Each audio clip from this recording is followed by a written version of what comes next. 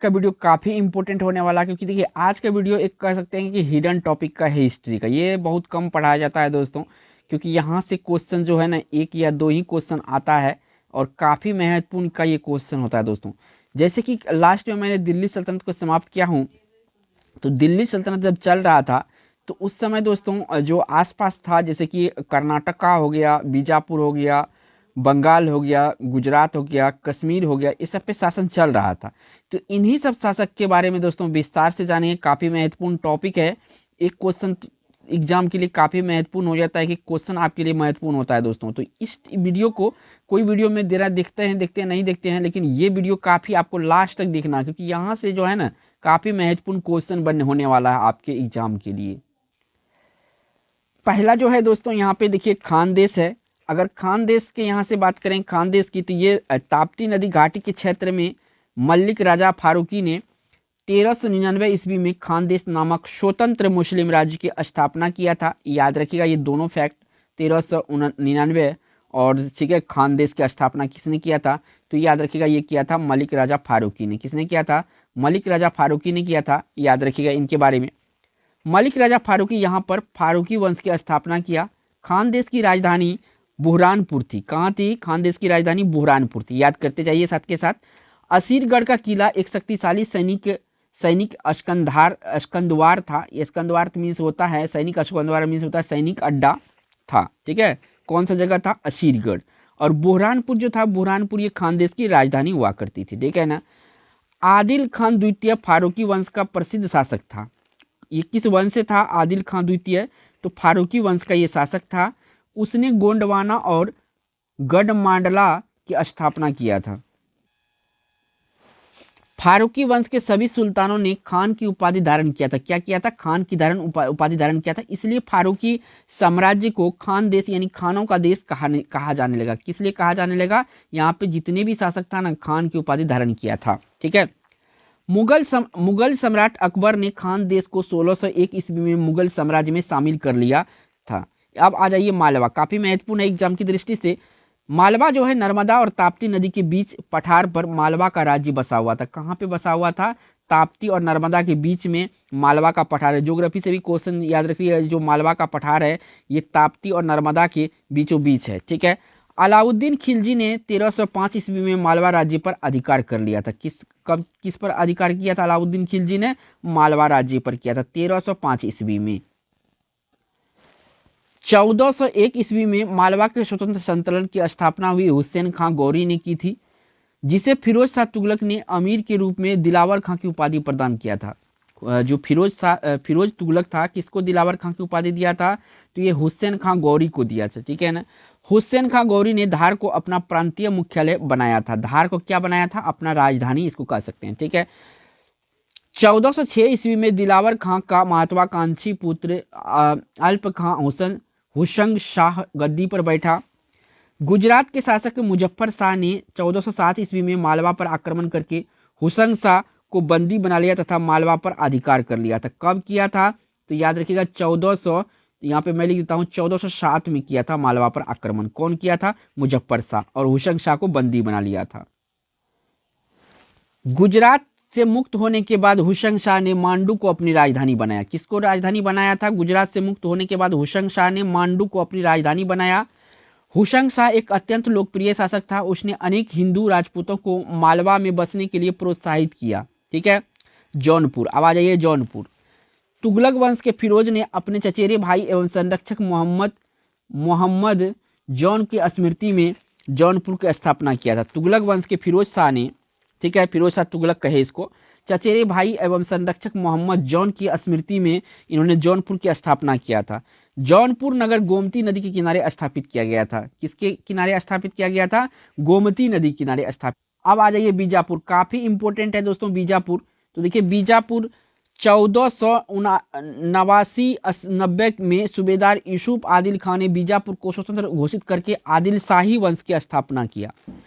आदिल शाही सुल्तान स्वयं को तुर्की का ऑटोमन राजवंश का वंशज मानता था। क्या मानता था? ऑटोमन राजवंश का वंशज मानता था। आदिल खान यह कला और साहित्य का भी महान संरक्षक था। इब्राहिम आदिल शाह 1534 से 1558 यह शाह की उपाधि धारण करने वाला बीजापुर का पहला सुल्तान था जिसने फारसी के स्थान पर हिंदवी यानी दक्कनी उर्दू को राजभाषा बनाया और हिंदुओं को अनेक पदों पर नियुक्त किया।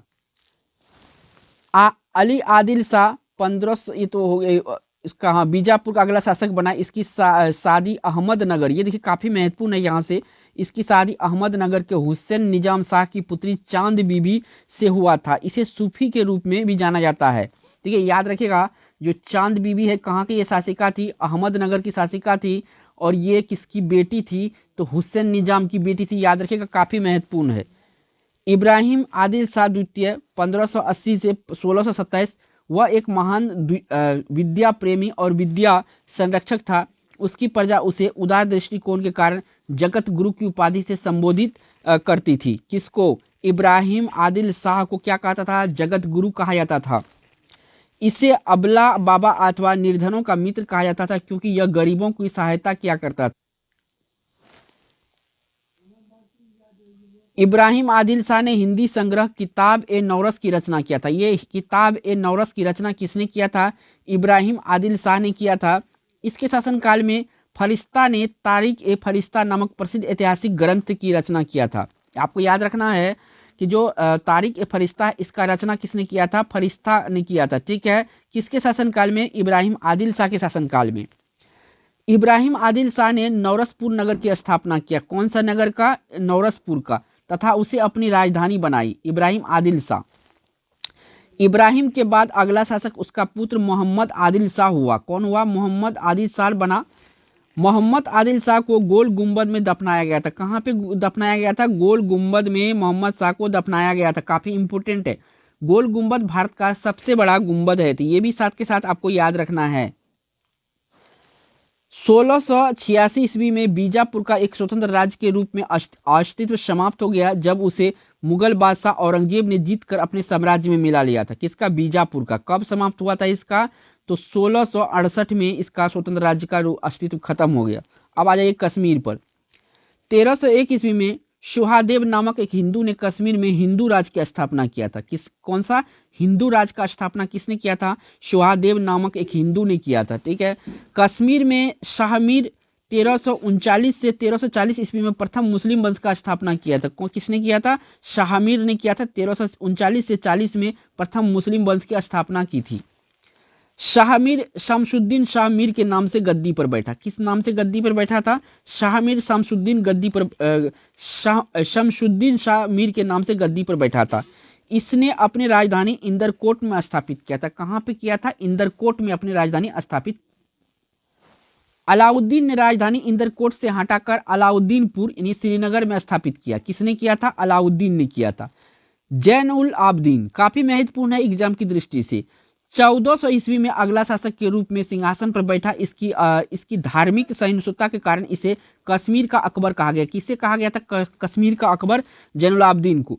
जैनुल आबदीन फारसी, संस्कृत और कश्मीरी तिब्बती आदि भाषाओं का ज्ञाता था। इसने महाभारत एवं राजतरंगिणी को फारसी में अनुवाद करवाया था। किसने करवाया था? जैनुल आबदीन, जो कि कश्मीर का अकबर कहा जाता था।